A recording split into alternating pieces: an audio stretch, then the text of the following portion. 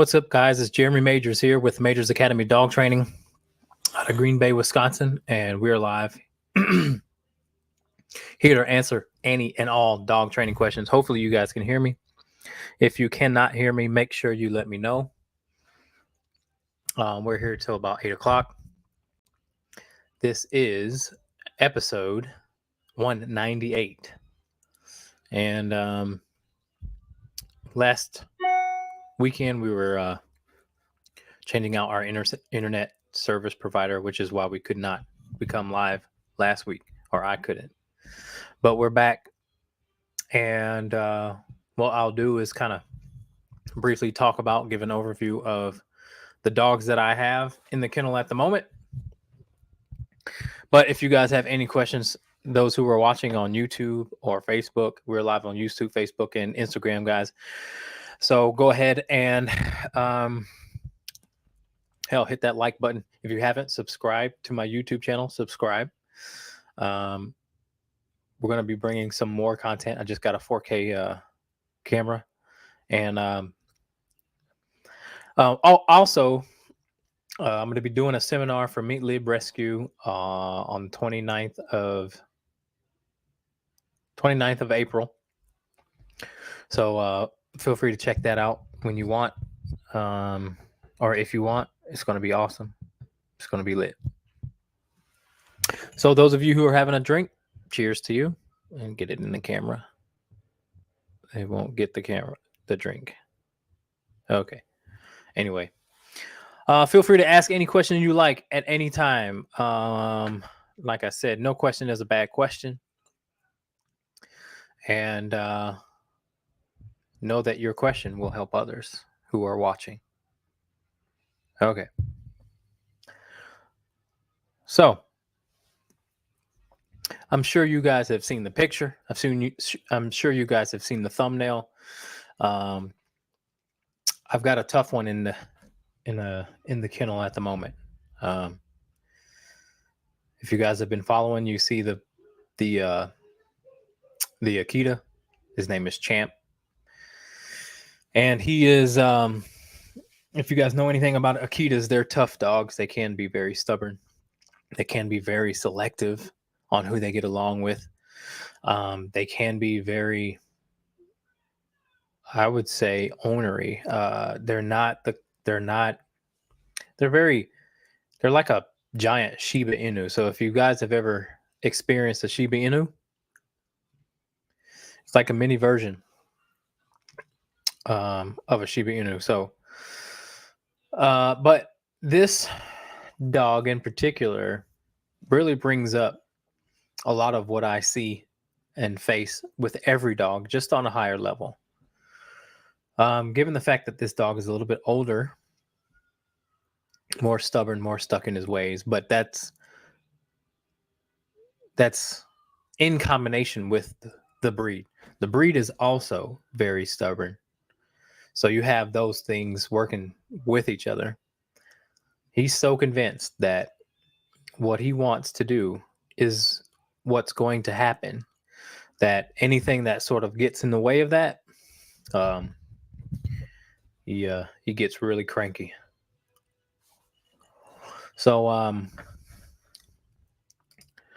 think I may have to keep this dog for a little bit longer than usual, than normal, because he's a tough one. He's a very stubborn one. So anyway, guys, like I said, feel free to ask as many questions as you like, or if there's anyone out there who would like to join the conversation, I'm going to put a link in the description, and I'm going to let you guys join the conversation if you want. But if you guys want to ask just regular general questions, feel free to as well. Okay. All right. So in the Facebook comments, here's the link. Anybody would like to join, I'll give you a free one-on-one advice. You just have to obviously be comfortable talking to me. It doesn't have to be video, but you do have to. We will hear your voice. So let's see. I'm going to try and get a video for you guys that I want to analyze There's a video going around of a Rottweiler really biting hard on this person who's trying to pet him. So I want to show it to you and see if I can show you what to avoid. Because no one wants to get bit. Okay, let's see. Here it is. Okay, check this out, guys. We'll play it. Hopefully it just replays. Can anybody out there that's watching that video? It's on YouTube and Facebook, guys, if you want to go over there. But can anybody out there really tell me what he did wrong? What I would say the handler did wrong. First of all, here's my question. Why is there a fence in between and he has a rope on the dog?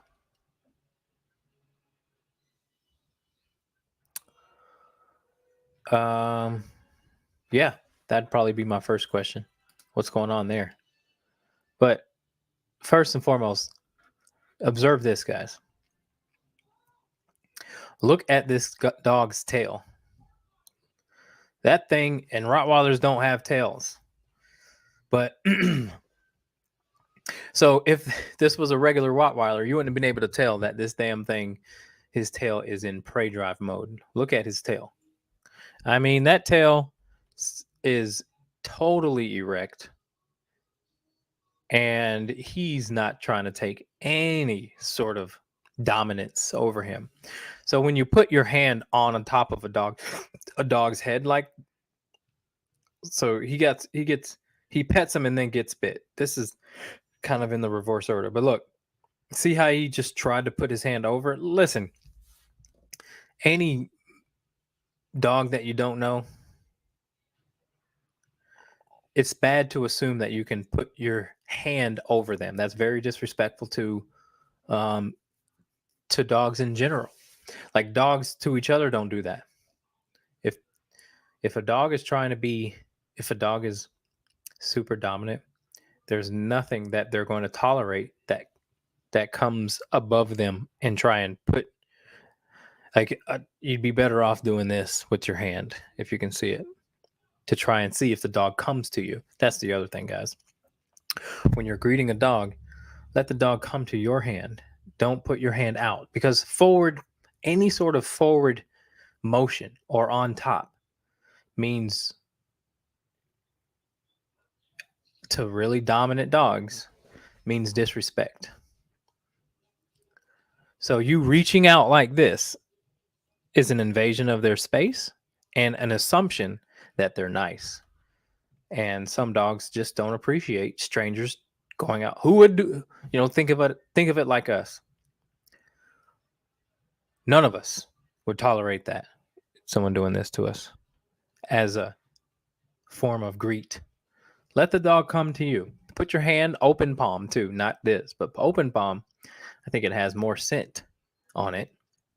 They can get a little bit more of who you are, but bring it by your side. And if the dog comes to you, then maybe you can pet underneath the chin there, but don't go over a dog's head you don't know, because you're just asking for this result right here. He's like, you are not going to put your hand on top of me anywhere. And just because a dog takes a treat from you doesn't mean they like you either. Good Lord. That's what's wrong with this treat training, positive only treat training stuff. Just because a dog is hungry doesn't mean it likes you, trusts you, respects you, feels safe around you. It could just be hungry. Dog don't like you.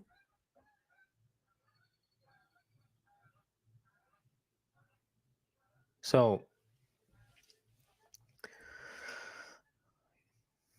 just use what you would think you would do if you were greeting a regular stranger. Because again, some dogs just don't take kind to that. All right. I'm glad I got to watch that. I'll show you. Okay, we got a question. What are your major concerns with Champ? My major concerns is his lack of respect for humans. He thinks that he can do what he wants when he wants. Pick me. He's basically. How old is Champ? Because I read it in the beginning, but I forgot. I think he's at least 2, but he could be more. Um. Anyway, yeah, he has a real big ego. Just to put it frank, and he stresses out very much if he cannot be in control. So when you give a dog um, too much of you, if when you give in or give a dog too much of what they want, you almost create an insecure dog. Because what's good for them isn't always giving them what they want.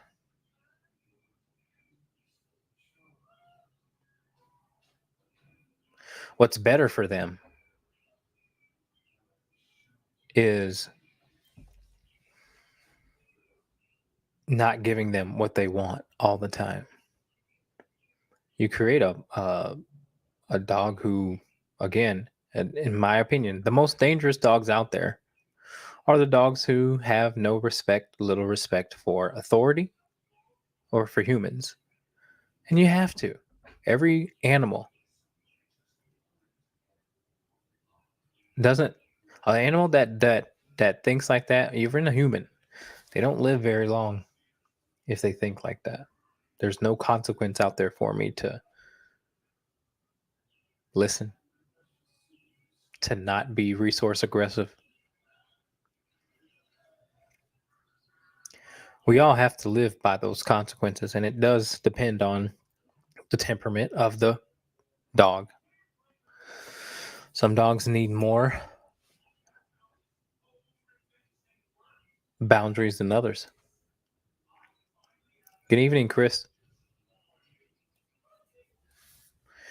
So the challenge when it comes to Champ, our concerns is at the moment, because like I said earlier in the show, last couple days, I'm thinking I may need him to be here a little bit longer because he is more stuck in his ways than the average dog. And again, the dog gets stressed when he's not the center of attention. He can't handle it. Can't handle watching other dogs be trained. Can't handle watching other dogs be let out.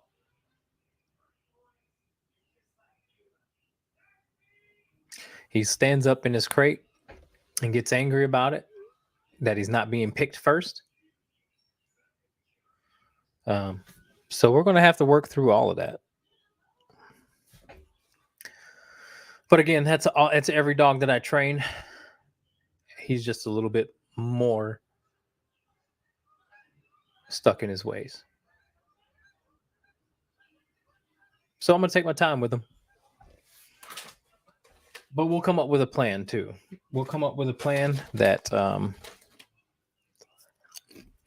that'll be a good one. All right, guys. Those of you who just joined in, feel free to ask as many questions as you like. We're here until 8 o'clock. No question is a dumb question. And know that your question will help others that are watching. Okay? Okay. So feel free to ask. What else I got? Oh, I got another interesting one that I want to dive deep into. There's a dog named Calliope. And Calliope is afraid of life. This dog is afraid of its own shadow.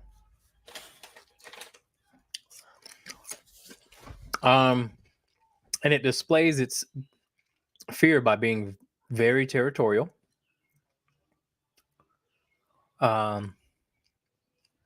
Just being very cautious overall. Hey, Mary Ellen. Hey, Joey. How are you guys? Okay.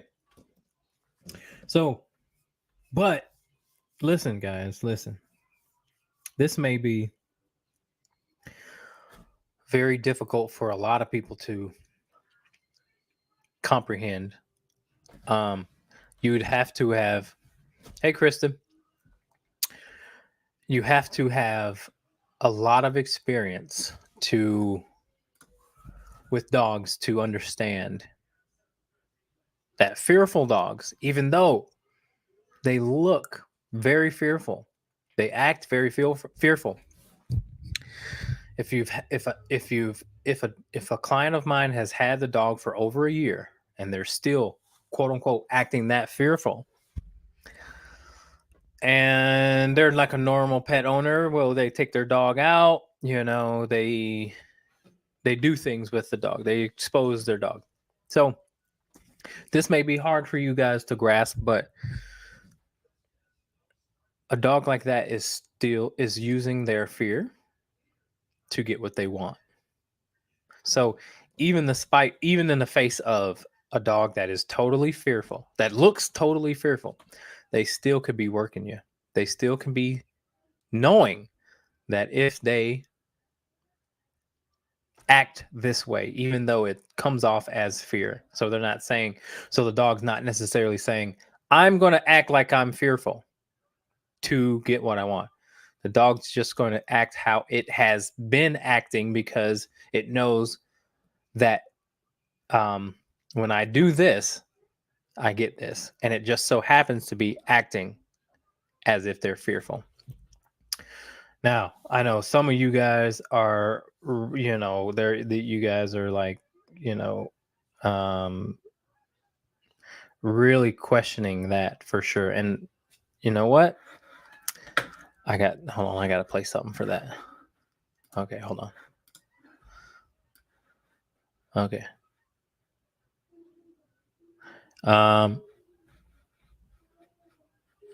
Hold on.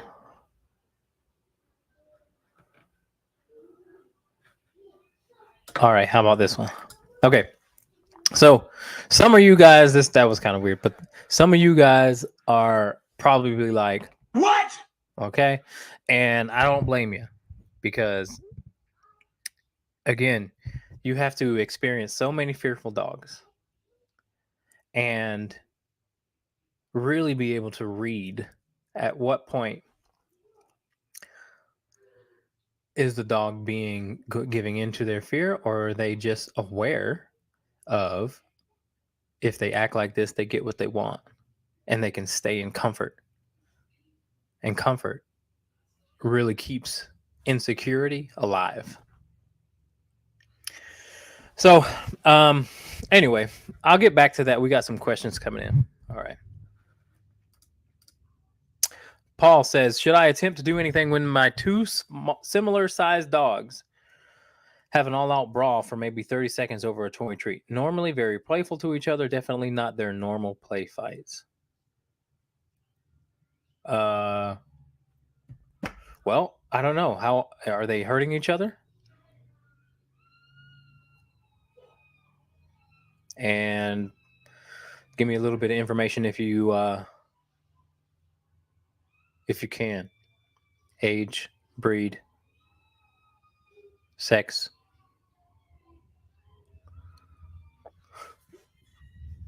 And who's the dominant one?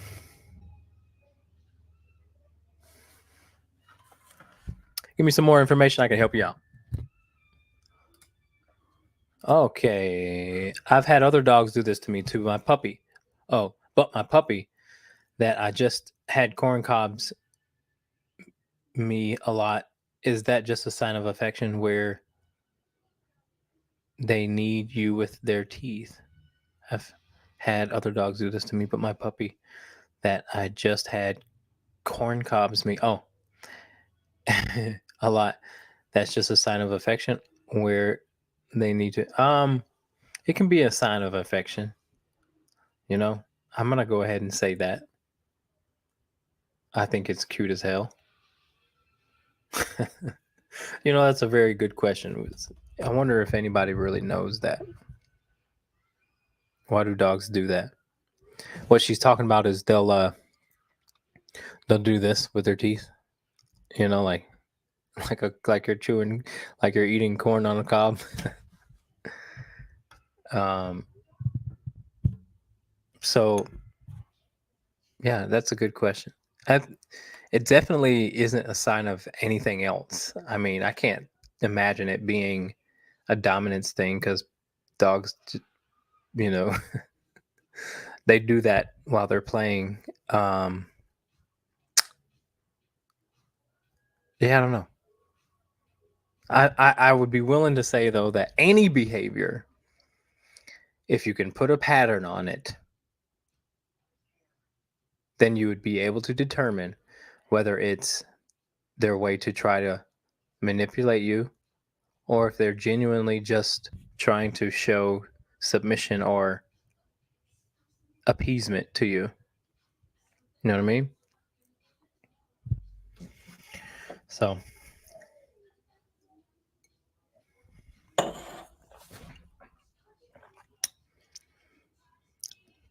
good question. Okay.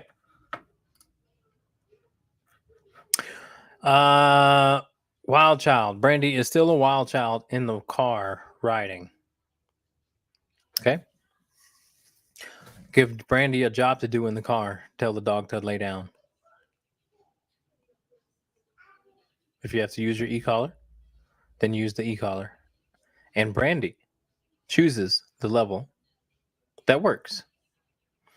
You can help the dog out by teaching the dog or making sure the dog does down inside the house on command. That'll help when the dog is in the car because the car provokes a little bit more um, stress. So make sure the dog knows, sort of, you recalibrate the dog on the down before you put him in the car. Make it easier on the dog. All right, guys, those of you who are watching, feel free to ask as many questions as you like, too. You're not just subject to one.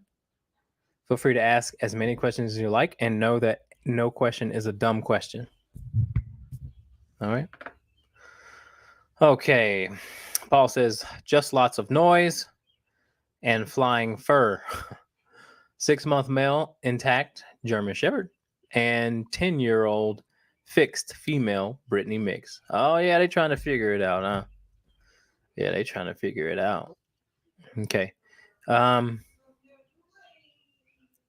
Both about 60 pounds. Female tends to be more dominant. Well, not for long. When that German Shepherd hits 10 months, it's going to be on like Donkey Kong. I would say yes. I would control it, man. I wouldn't necessarily let my dogs fight unless I was very sure that they wouldn't take it to that, them hurting each other level. So I would stop it. My rule is for sure for my dogs is no fighting. Period. Um, Again, however, I am okay with letting dogs work it out, but they can also work it out in other areas too.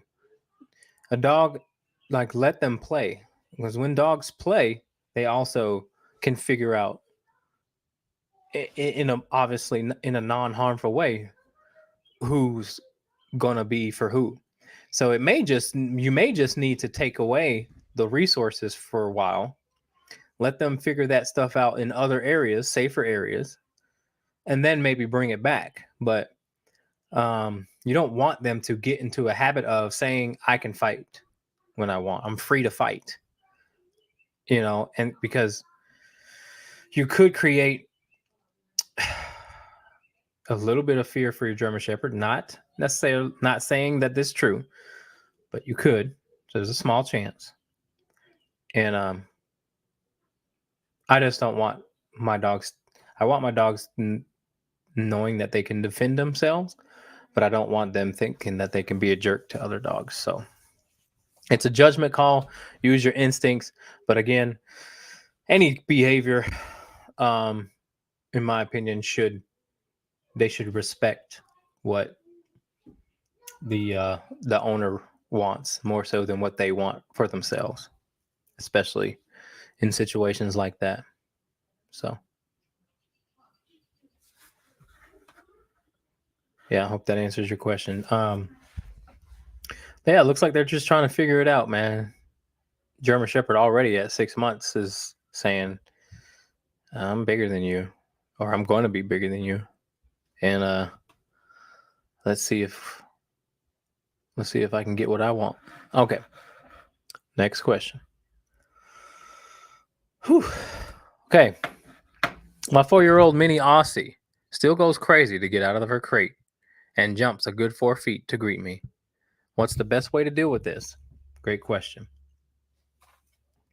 Okay. Let's answer that. So, Lisa, what you have to do is when you're home, you can practice this. After a walk and after the dog is fed, watered, peed, pooped, needs are met, exercise, food, water. Yeah, after those dogs' needs are met, what you do is you put the dog in the crate with the leash. Leave the leash on. Put the dog in the crate, leave the leash on. Now, when you go and open the crate door after a while, let's say after 30 minutes, or until the dog calms down, hopefully the dog is calm in the crate. You open the door about an inch. And if that dog tries to go out, you shut the door in its face real quick. That's not going to, you're not going to hit it. You're not going to hurt it. The dog will move out the way of the door, but then it's going to sit back in that crate. It's going to step back and say, what was that? And then that's when you say sit and stay. Don't say good boy. Don't say good girl just yet. That'll come, but not yet. So you're telling the dog sit, stay, then you open the door again. And if the dog decides to come out, close the door again. And repeat until the dog stops trying to jump out of the crate, bolt out of the crate. Because now you're going to teach this dog what stay truly means. So you tell the dog to stay, you should be able to open that door up. When you've repeated this process enough, the dog will stop trying to get out because he knows it's going to get a door in its face. Now you've created a dog that goes, what is going on? So now you tell the dog to sit, stay. You should be able to open that door fully, and the dog still being in the sit, stay. I'm going to run through the whole thing. So when the dog sits and stays long enough, the dog will go like this. He'll be looking forward at the door. Maybe try this again. You say stay. Then the dog will go look right at you. That's when the dog can come out. Now, when you tell the dog to sit, to stay, and it has its leash on, bend down and get the leash. This is a tough one. Try and get the dog to stay despite you grabbing the leash and standing back up. So the dog should be in the crate, in the sit, stay. You grab the leash, the dog's still sitting and standing there. And then you grab the leash, you stand straight up, you count to a number between 5 and 10, and keep it random so the dog doesn't anticipate your timing. But you say sit, stay, you grab the leash. Once the dog sits and stays, then you take the dog out the crate and immediately put the dog in another sit, stay until it calms down, until it stops going crazy. Now, you may have to be more patient because um, however long this dog has been allowed to go crazy after it gets out of the crate, um, then again, it probably just is patternized, but it gets results for the dog. Now, the concentration should be what kind of behavior do we want from the dog in order to give it what it wants. And I have to do this with every dog. When you get out of the crate, we sit again for as long as it takes. Just because the dog is in a sit doesn't mean it's calm. The dog should be in a sit with enough time to actually go through its process of saying, "Okay, I want to go now. I want to go. I'm done. Okay, let's go. Can we go now?" Let the dog work through all of that and be like, "Damn. All right, well, I'm just going to be chilling here. You good?" And he looks up at you. What are we doing here? And then that's when you go. So more crate control. And I mean, you may have to spend some time doing it. You know, if the dog is going nuts there, you may have to spend some real time just getting that sit stay and then open that door fully. That's a tough one for a lot of dogs. So again, do this in the middle of the day when you can keep the leash on and supervise the dog just in case something happens. That's a very small chance. But that's what you do. You get the dog to become calm coming out of the crate, and you get the dog to become calm right away once it comes out of the crate. That'll eliminate that jumping stuff. Because again, that dog knows that jumping crazy stuff, after a while, even though it may annoy you, it still works for the dog.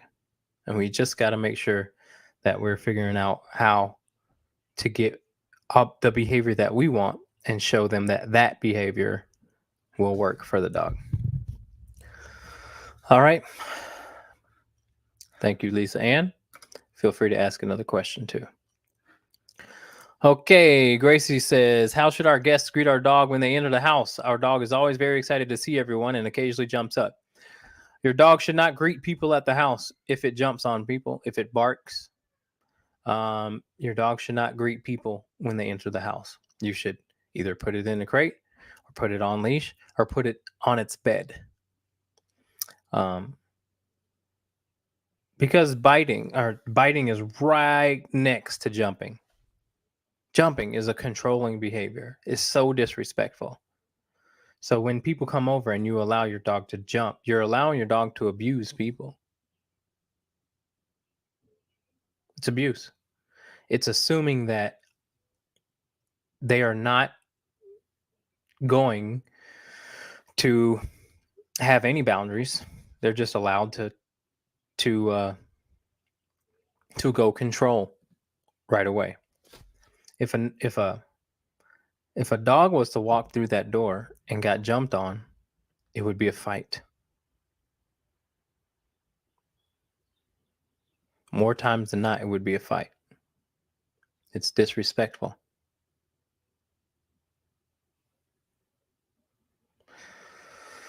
So we have to teach your dog no, and we have to teach your dog that we can take control of the territory, and it's not your job to take control of the territory once we let in guests. That's it. I mean, sounds simple, but it's very tough to convince a dog not to do what it's probably been doing for years, but also give up control. And you're going to need trust and respect to see that vulnerability from your dog in order for them to say, can I go greet? As opposed to saying, I'm going. Don't care about what you say. all of your commands that I know don't give a crap about. Because what I'm doing here is much more important than what you want from me. And we have to change that. That's what we have to change. So when your dog comes here, that is exactly the heart of the issue that I will be addressing. We're almost taking a weight off of a lot of dogs' shoulders that think that they have to go and defend their territory when someone we let inside the house. That's crazy. That's double disrespectful, y'all. You got to have that mindset too, that you're like, you know I don't want this from you, and you don't care.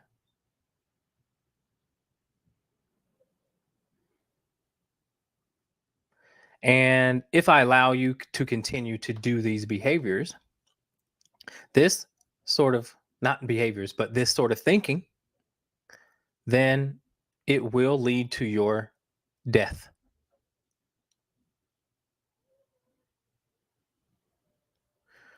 I cannot have a dog that thinks it's okay to manipulate, control humans. That's a very stressful mindset for a dog to have. So I would rather take that stress away, help them become vulnerable to someone who knows how to take control for them in every facet, and show them that there's the other side of all this obligatory behavior. There's another side that, and it's called relaxation, peace, and calm. If you truly are advocating for your dog in the right way, people should be able to walk inside your house and not even know your dog is there. Not even know you have a dog. People should be able to get in your car and not even know the dog is in there.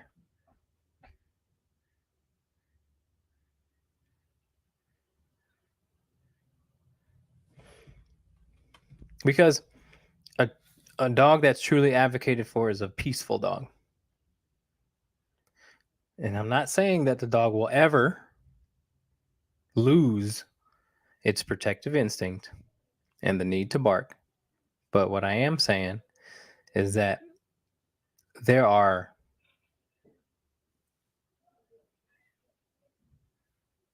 excuse me, there are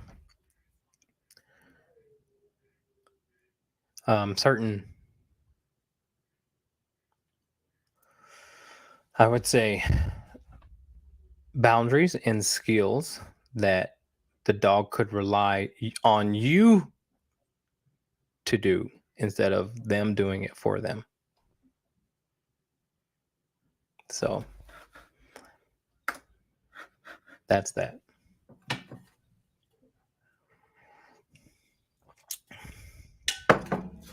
All right. Let's keep going. Amy said, you helped my dog, aka Jackson Big Black Lab, maybe Roddy Mix, after he attacked a neighbor's small dog. Well, now we got a border collie Newfie mix and having issues with cum, potty, and resource guarding. He's 4 months. Suggestions. Okay, so with cum, 4 months, not necessarily the worst thing. What you could do with cum, though, is you can do operant conditioning with cum. Now, guys, you can talk about treats. Okay, you got a 4-month-old puppy who needs to associate food with action and the verbal command. So I'll explain. The cum is the easiest way to get your dog to come to you is to teach the dog to come to you is to teach the dog to move with you first. If you've got a big yard, or if you've got a big area, I would take the dog, let it drag a leash, long leash if you're paranoid. But then, as the owner, I would just walk a perimeter of something. Almost act in a way where the dog is not there. So you're not following it. It learns to have to keep up with you. And then when it makes that decision too, because the dog is a puppy, they're more inclined to stick with the owner anyway.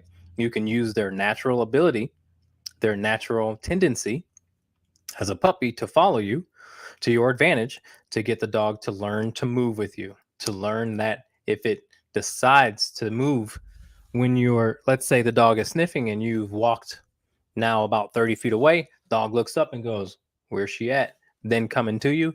That is what, when you get a reward and a good boy and a good girl, and doing that over and over again will help the dog learn to love, to move with you, to come to you, and it can learn its name too.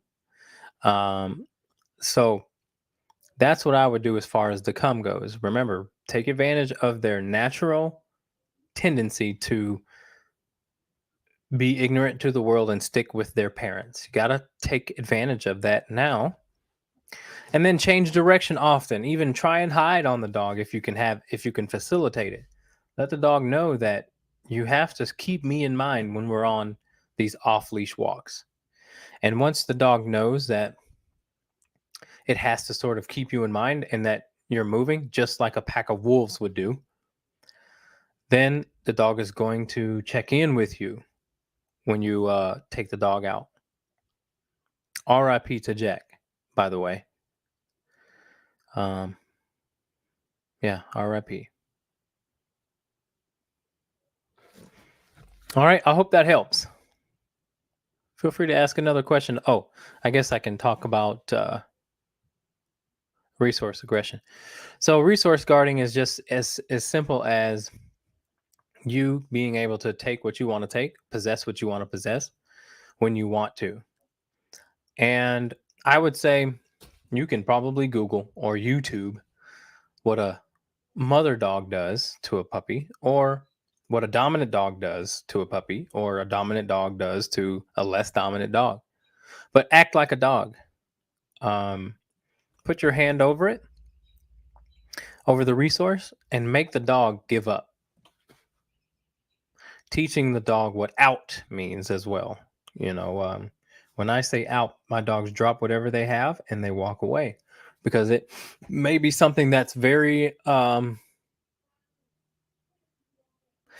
very unhealthy for them. So we ain't got no time for them to chew it up, decide not to listen to me or not.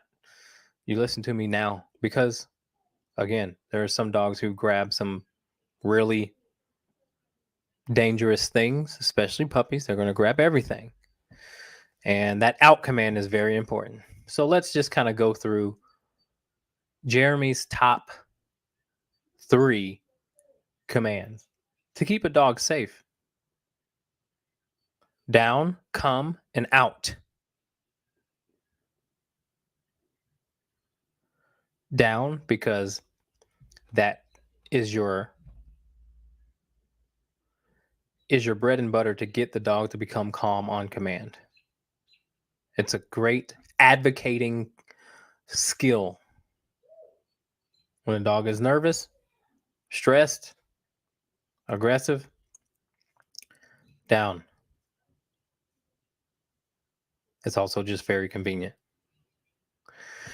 Come obviously gives the dog the ability to be free, off leash, move like a true wolf,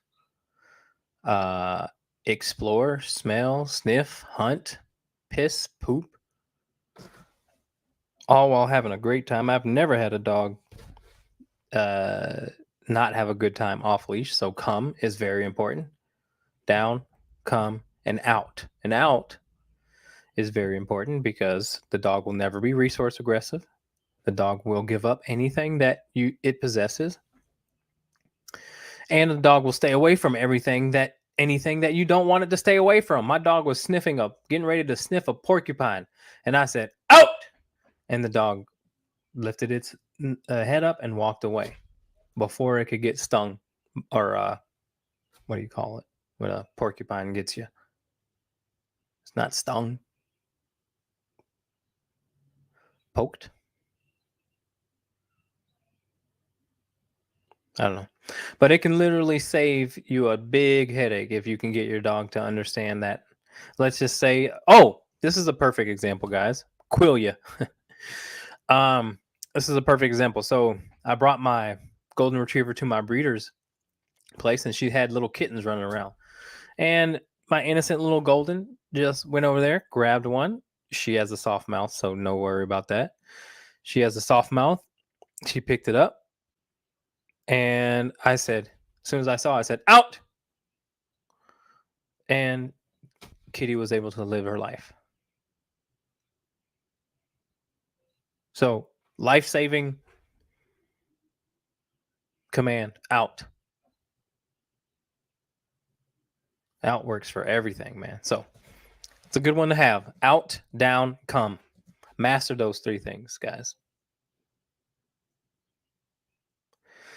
And then for that puppy too, I just wanted to make sure that I hope he's still watching. Paul, if you're still watching, don't neuter that dog until 2 years old. Hell, don't neuter that dog until 5 years old. I mean, to be honest, I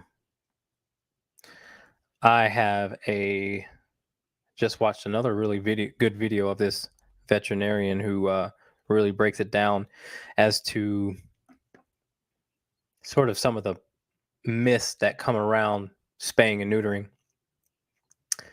And one of them that struck me was they try and tell, it was common talk knowledge that if a dog got spayed or if a dog got neutered and spayed, that they would avoid some form of cancer, obviously testicular cancer for males.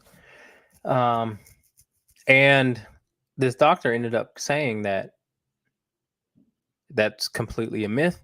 As a matter of fact, it will enhance other ailments. It will give your dog a. So she neutered a Rottweiler that only lived to be 8. She didn't neuter another Rottweiler that ended up being able to live until they were 13. So, guys, anybody out there, if you're irresponsible with your dog, which just means if you let the dog out all the time and you don't watch the dog, you don't this, that, and the other, then the probably best thing to do is to spay and neuter. However, if you are a responsible dog owner, part of maybe being responsible is helping them or allowing them to have their reproductive systems that do a lot more for their mental, physical, and overall maturity. So keep that in mind, guys. Okay.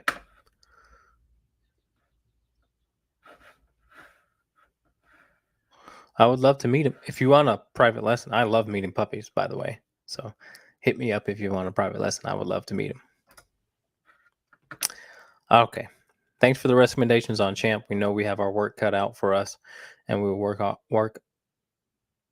hard. And I know that you guys definitely. This is why I worked with him, because I know that you guys are dedicated to him. Yeah, we're going to talk about it. I'm still finding out stuff. It's still early on, but we're going to make it do what it do and see what's up.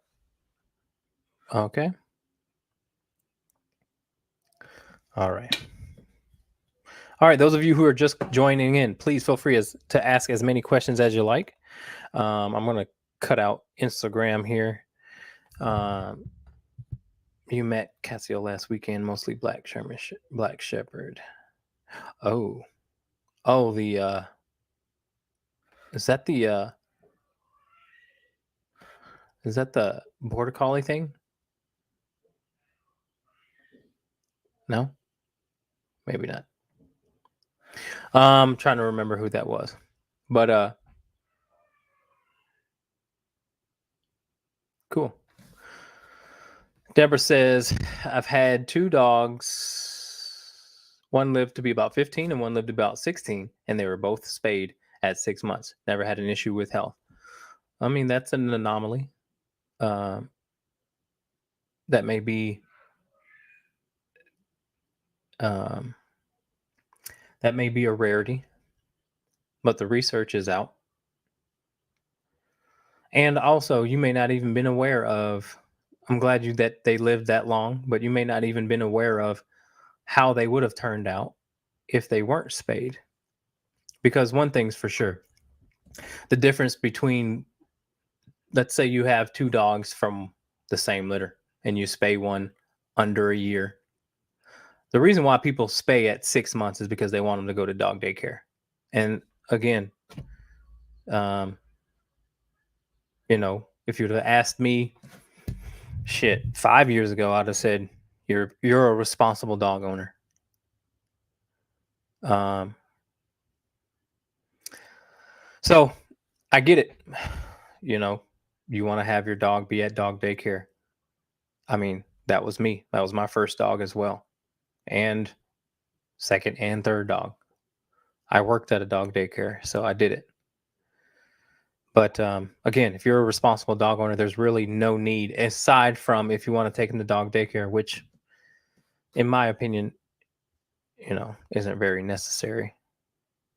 Now looking back at it, being in the industry for 17 years. But again, I really, really want to emphasize this, that 2 dogs from the same litter, if you spay one and don't spay the other, they're going to look a lot different. They're going to mature a lot different mentally. I've seen it. Bone structure is going to be different. And again, the growth plates of elbows and knees and what have you, all those things don't close until about a year. And so if you're spaying or neutering them, they don't necessarily get a chance to those growth plates fully heal. There's a lot of other things that don't happen, especially for females too. I would say a little bit longer. For There's a lot of things that produces, other than what's our goal here, to take them to dog daycare and or to be responsible and not let them reproduce. But there's a lot of health benefits that come with allowing them to keep their reproductive system. Yeah, some breeders are definitely strong on that. Some vets are coming around to not doing it. You can actually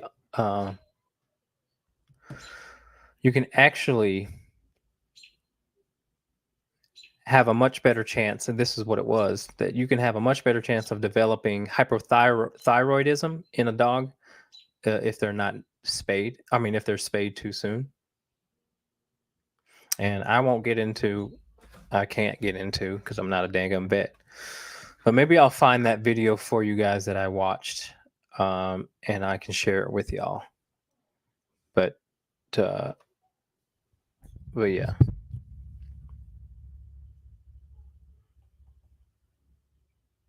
All right. Okay. So there are dog daycares that will take dogs that are intact. There are places out there that won't, that you don't have to do that with. So, hey, Lindsay, come join the show. I was just talking about spaying and neutering, and Lindsay definitely knows more about why you shouldn't than myself. She is a breeder, so if she wants to join, feel free to join, Lindsay, and maybe you can give us more insight on when the correct time is to spay, neutering, blah blah blah blah blah. Amy says, "What about temperament and neutering?" I don't see a difference, Amy. I don't really see a difference. It's not that big of a difference from, in my experience, to warrant making that big of a change. Because I take dogs whether they're spayed, whether they're not spayed, whether they're neutered, whether they're not. So I evaluate dogs with all of it or none of it. And there's not a big significant difference to set that tells me, because I would tell y'all if there was a big significant difference for the better, I'd say let's neuter, let's spay. But there just isn't. Training always trumps the difference that neutering would do. Do they really calm down? Hey, kinda. I just put the link below, Lindsay. Do they really calm down? Do they really stop? I'm not so sure they do. Okay.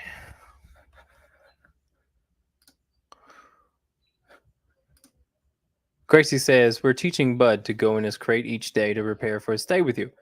He does well going in when we say go to your place, but because we've been treating him and he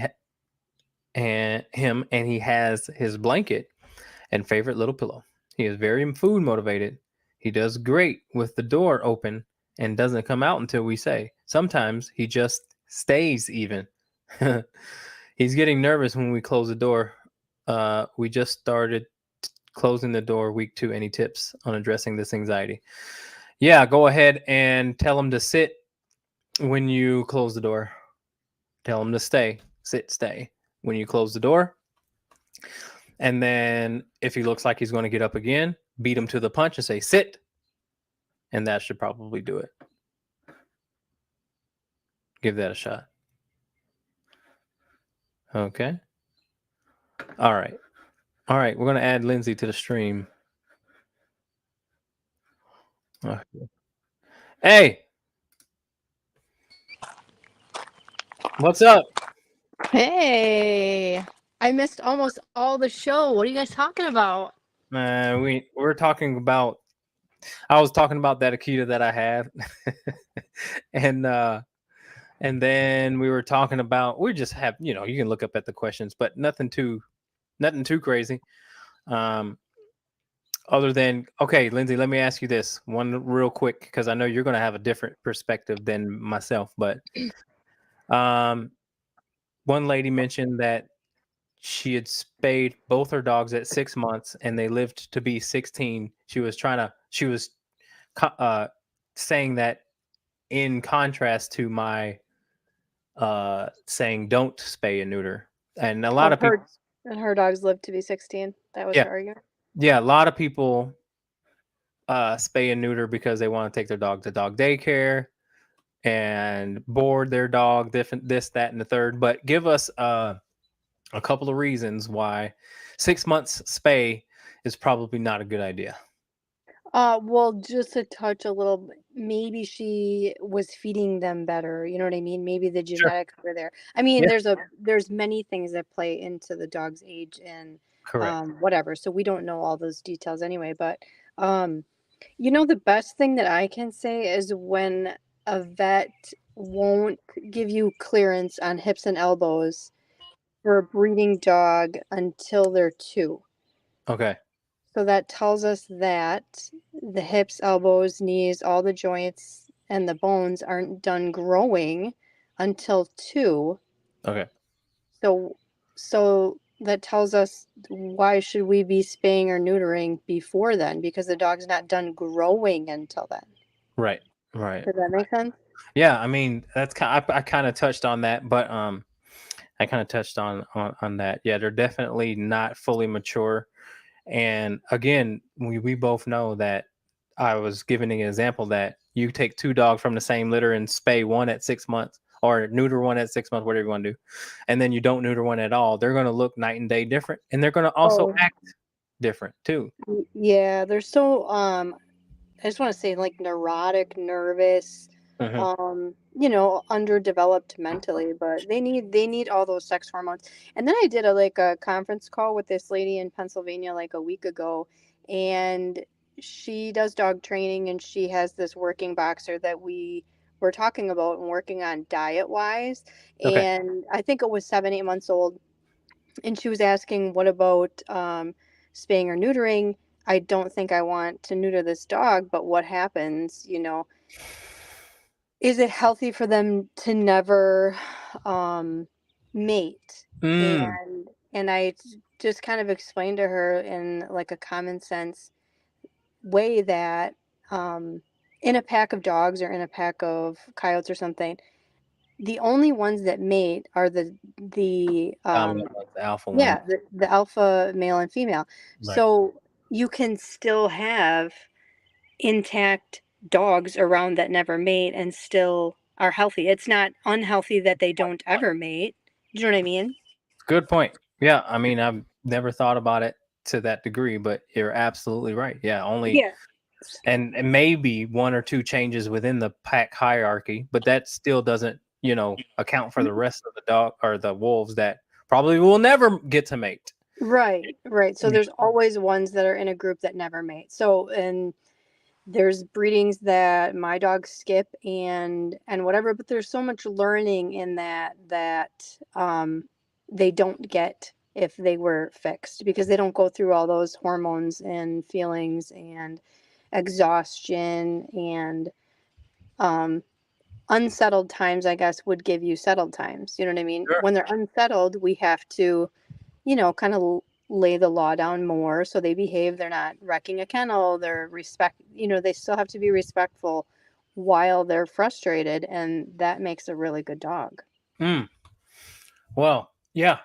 So speaking from, if you guys don't know, um, Lindsay is definitely a breeder of for many many years, and You guys, I just had puppies today. yeah, that's crazy. 10 little Um, babies. Yeah. so look her up, man. You're breeding. Well, I mean, so what would it's the what is it? Ledge Hill Australian I, Shepherds. yep. Yeah. Yeah. Ledge Hill Australian Shepherds, guys. Um, I have seen her dogs. I've personally been around them, and they're very, very well behaved. She knows what she's doing. She's also a groomer. She grooms my golden retriever, and she has a wealth of knowledge about food too. And so I'll just talk a little bit about that since we have you. Um, listen, guys, food matters. I hate that crap. All this I matters. know. Wouldn't it be great if we could just eat what we wanted to and not So, so read when them? it comes to dogs, man, your food matters, and if food is it's going to determine your dog's mood, your dog's temperament, your dog's. It's going to have an impact on it. It's not the Mhm, end all, but be all, but mhm. it's going to be significant. It's something that we need to take into account if we have reactive dogs, aggressive dogs, moody dogs, or not. Or it doesn't even have to be like that. I mean, your dog should still be getting a good diet. And so, if anybody who is watching has any questions about their food, if you guys are on, this is the most common, and I always send it to you. But if your dog is on science diet, if your Oh dog is my on gosh. Purina Pro Plan, if your dog is on what's another Royal Canin is another Royal one. Canin, uh, Hmm. take that, throw that shit away. Yeah. Do you know why? Because all those companies are the ones that fund the testing for Correct, the correct, dog food companies. So, correct, obviously they have their hands dipped in both correct. areas there, and it So just that's wouldn't what work. we're kind of going against what veterinarians would tell you. But again, veterinarians are going to be pushing these certain brands, man, Hmm. and we just named them. So They also don't spend a lot of time in nutrition. That's not where their forte is. Their forte is, that's you right. know, distributing drugs and medicines and surgeries, and we are very thankful for that. but food is not something that I would ask for their advice. If So listen to this. Elias said, I changed to fish based protein because Lindsay suggests it. Stool firmed up 90%. There you go. see, which dog did he have? I forget what one he messaged about. So remember that he still has that reactive Doberman, that female reactive Oh, okay. dominant Doberman, you know what I mean? Hmm. And we just mentioned, because he's a trainer too. He's a good, Okay, damn sure. good trainer, but he has this female Doberman that's just, you Well, I know, think he said that that one was on antibiotics for a while. Like, so I don't know if he had stopped that too. But yeah, there's many things he could even do if he wanted to go above and beyond and fix some of that stuff too. But yeah, but that, I mean, if you can just change the base of your dog food okay. to something that will feed the microbiome, and because that is connected to happy gut, happy brain. So what's more important, Lindsay, the brand or the protein? What's more important? Not the brand, because there's like From is one that like a lot of people feed that, and they want to say, this is a Wisconsin based company and we want to support them, and they have a pretty good looking food, but Yeah. the dupe is where like if you look on the um back of the bag, anything past the ingredient salt Okay. is less than 1%. So anyone, if you're listening to this, just go get your bag of dog food. And there's so many things that are listed on the front of the bag, like this food includes cranberries and all these antioxidants and all these yummy things. And it's after the ingredient salt. There's virtually nothing in there. You know what I mean? There's none of that in there. So these people are buying these foods with the assumption that these have really nice whole ingredients in it, and it's just not the case. You know what I mean? Look at Yeah. the first ingredients on the bag. So I believe Signature is another one that's very pricey, but I want to say that one has a lot of meals in it. Sure. Actually, the lady in Pennsylvania, because we were doing a food call, she was feeding Origin. I want to say I didn't even look the food up, but I did after the call, I want to say, and there was a lot of meal in there. And So what is that? Do you know what that means when they say, yeah, it means well, first of all, if you're is feeding it the new byproduct? Like, do yeah, you remember that? it's any byproduct. First of all, if you're feeding a food grade dog food, that means that it could be for human consumption, right? If you're feeding a feed grade dog food, that means you are feeding everything that humans can't eat. So Okay. that is not any ingredients that are going to be great, right? Like it's the throwaway stuff that the humans can't use. So it's not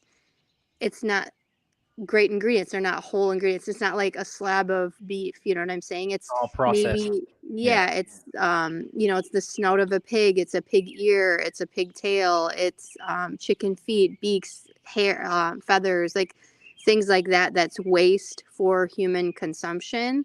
Okay. That we don't eat is in that. But then beyond that, when it says meal, it's everything but the meat. So that would include, again, the beaks, the net, or the beaks, the feet, Okay. the tails. And then in the U.S., we're so like dirty here, where there's there's a portion of like if you ever go to a rendering place, cows wear chains or collars. That's ground in your or ear tags. That stuff is ground into. Sheesh. Yeah, you know what I mean? So they're cutting the head off, whatever, let's say, and running it through. Also in the US, this is crazy. I can source the info, but I think there's 3 rendering facilities that accept dogs and cats. Wow. Okay, so what is in the dogs and cats that they're getting? The Wow. euthanasia drug. What is it called? Wow. Yeah. Barbafentanil, or Yeah. whatever Yeah. that one is to euthanize the dog, is in the pet, and they accept it. So your dog is literally eating. I think it's phenobarbital or something like that. I can't Yeah. think of That that. sounds right. That sounds I'm right. not a vet, but anyway, That's crazy. Isn't that crazy? So dogs all over the years and years that they are eating this are being poisoned, right? And we wonder why. Oh, why do we have cancer? Why do we have, you know what I'm saying? And listen, we're not saying that again. There are some dogs who are just outliers, man. There's always going to be. Oh, There's a sure. There's freaking humans cocker like that. spaniel. Yes, there's Yeah. humans. There's a freaking cocker spaniel that lived to be 18 years old. I asked them what did they feed this damn dog? They said Yeah. pedigree. I Yeah. said, well, Jesus Christ, that's like the Yeah. shittiest of the shittiest. But But I'm he also had wondering like what it great looked genetics. like. What Oh did yeah, the yeah, yeah, dog yeah, look? yeah. No, You know the what I mean? dog. Well, so it looked like it was 18 years old, but you would be able to tell, like, okay, this dog's coat is freaking crazy out of Oh, control. sure. Like Yeah, to the yeah. naked eye, like me, I'm like, oh, he just looks old. You know what I Yeah. mean? Mhm. Uh, but yeah, guys. Yeah, that's fun. But anyway, Okay, that's so just like, I don't know. There's so many things, but if you can find a food that has real meat as the first ingredients and stay away from it. I don't feed grain. I don't feed grains. There's no okay, biological need for grains in the dogs. So when I'm looking at dog foods, they're all grain free, obviously. And if you're using a kibble, just look at the main ingredient list, and then peas and legumes are added in a lot of these as to bump the protein and stuff up. And then, so you're going to want to avoid those. Too hmm, starchy, dogs are going to react to it. Um, hmm, and just make sure your protein source is up, or your protein level is up, but not by these peas and legumes and stuff. The protein source needs to be like 25-30% realistically okay, from a meat source is ideal. So okay. if you can hit that. But yeah, I think that fish-based one, I believe I sent them the honest kitchen. People message, and it's like I have to come up with an answer that they can go to the store today and go buy it. You know what I mean? Or Yeah, they, yeah, people, yeah, obviously convenience is an yeah. issue, price Right. is an issue, and I get it. I get it. But But let's give them a guidance, because you and me, we can get our stuff from locally, right? So, guys, right. if there's any of that, if there's a farmer, or how would you go about that? Like, say, what you do and where you get your meat from. What could someone that lives in a rural area, or I don't know someone who lives in a rural area, how could they go about getting some good benefits from asking those type of people or Yeah, I mean, whatever? you'd have to have a good Butcher? relationship with that person. You know what I mean? Because they're not just going Yeah, to let every Tom, Dick, and Harry come here and chop off, limbs and organs on a carcass that they're not using. A lot of people yeah, don't butcher at home anymore, so you're going to have to find that special agricultural person that does this stuff at home. You know what I yeah, mean? And source it and whatever. I found someone actually. I do a lot of wild game, and I try to do a lot of wild game just because it's very clean. My parents are organic. They don't have a lot of waste items per se. We do butcher once or twice a year, so I'm using that stuff, yes, but that's not enough for people to source because I'm using it yeah, for sure. But sure. I do work with a guy where he does like a beef mix with liver, kidney, and heart 10% mixed in there for people if they do want to just go that route. It's raw. And even That's if you good. could feed something like that on top of what your kibble, just to boost Right, the protein right. and give them Right. some raw food where all that stuff is really accessible and bioavailable to them, would be so helpful to the dogs. You know. Anything that they could get from the store that they could add on to the kibble as well? Yeah, yeah, you could go.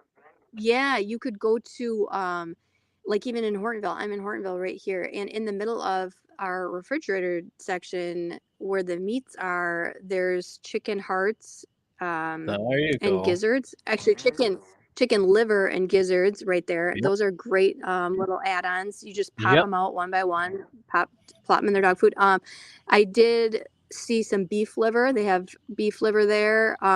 So look at your regular grocery store, yes, and then you could go to any like Asian market or um, Probably Mexican market, I would say, has some of that stuff like cow tongue, maybe eyeballs, duck Nice. feet, chicken feet, any stuff like that where, and then you could use that stuff to make bone broths and the list goes on and on. I mean, it's so helpful to the dog using those types of ingredients. It's real food. They can get a lot from it and it's satiating and mentally, rewarding for them just to sit there and chew and Right. do the things that they're supposed to do. There's so many benefits. Oh my gosh, I could go on and on. So I'll tell the audience what I do.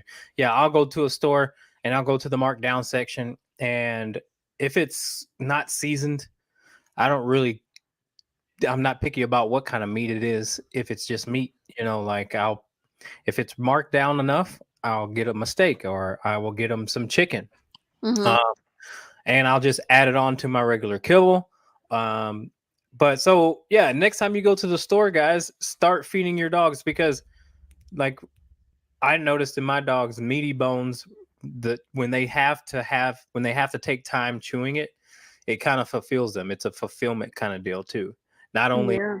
not only mentally, but obviously that broken up bone is good for their teeth and they're good for their intestines to kind of clean that stuff out. So Mm-hmm. this is And all you can feed raw bones. Do not feed cooked bones. So there you you can feed the go. There raw you form. go. You can't feed the cooked form. There we go. I If was just people about are, to say that. yeah, people are freak out about that. And if you feel like your dog's gonna gobble it down, obviously watch them.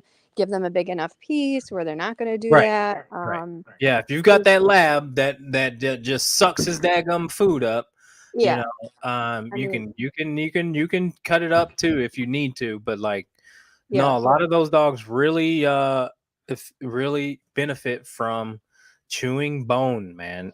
And Yeah. especially And those there's dogs that have those big ass heads and jaws, like they actually get to work out their muscles that they have. You know what I mean? Um, right, right. Yeah, and there's so many live enzymes in there that they need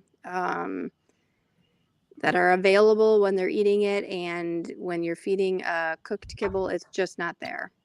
no, So just all processed kind of stuff. yeah, wah, Um, wah. what else can we? Oh, yeah. So the other couple other things that I'll add is probiotics, and I'll also add like some I don't know what it's called, like some powder form that has like green stuff in it. I don't know. That's what I'm working on now with my dogs, guys. I'm not a nutritionist. I don't claim to be a professional about it, but I do observe like a mother, I mean, I really observe Yeah. um, their everything from their temperament to the way that their poop looks, to the way Hmm. that their insides of their ears, like you had pointed out to me, their belly is red because of it could be quick because of their food. Hell, if your dog has allergies, you really need to take into account what we're saying, Hmm. because a If you're good on Apoquil or any steroid or anything, it's I guarantee 100% leaky gut allergy issue. It's not that the medication you're giving it's not going to fix it. yeah, and man, I can't tell you the difference though between processed food and then like raw food temperament wise, because boy, some of that food, that processed food, really gets them to become more reactive too, man. I mean, Oh, for when I sure. give my kids when you think about it and you give your kids freaking candy, Hmm. they're they look like they have ADHD at that point. Like they really, like I'm like, I don't even want to deal with you when you're on candy, man. What the hell is Jesus Christ? So Yeah, because your stomach, the stomach is connected to, I believe it isn't it the vagus nerve that's I'm not connected sure. the gut and brain signal barrier there. You know what I mean? Well, I mean, my kids are just they're out of their mind. Like I'm like, Yeah, wow, what is yeah, this? So yeah. if I'm, if I'm thinking about it when it comes, we're not that much different. Our food is going to affect us. So, yeah, guys, make sure that you're evaluating your diet. Make sure you're evaluating their poop if you can. We want them to live as long as they can. Hell, throw some good meat in there. Me personally, I also like Lindsay feed a lot of wild whatever I hunt, and I don't eat personally. It goes to the dogs.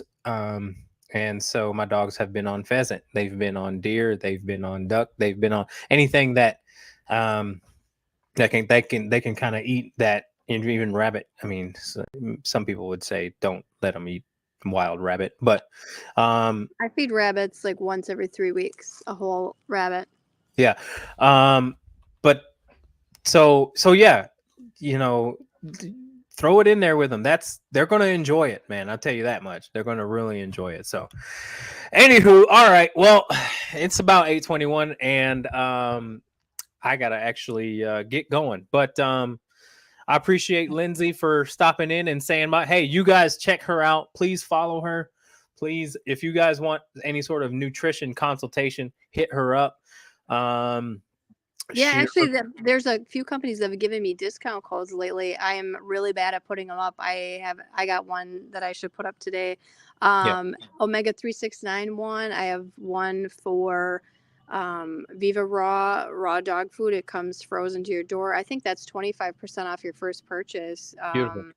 Yeah, and then probiotics, Gussie's Gut, they gave me a discount code for you guys. Awesome. Yeah, so those are the three that I use all the time. A nice probiotic, the omega 3s to balance out the 6s that reduces inflammation, all the good stuff. Obviously, we should eat it too. But anyway, yeah, we won't keep you. You have crap to do, right? Thank you.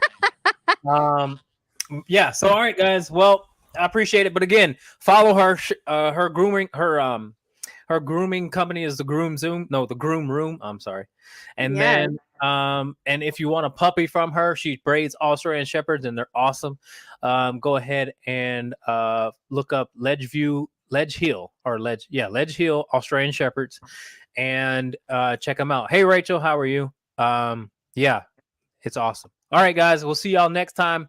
Feel free to like this video, subscribe to my YouTube channel, and we'll see you guys in the next one. Bye-bye. Take care.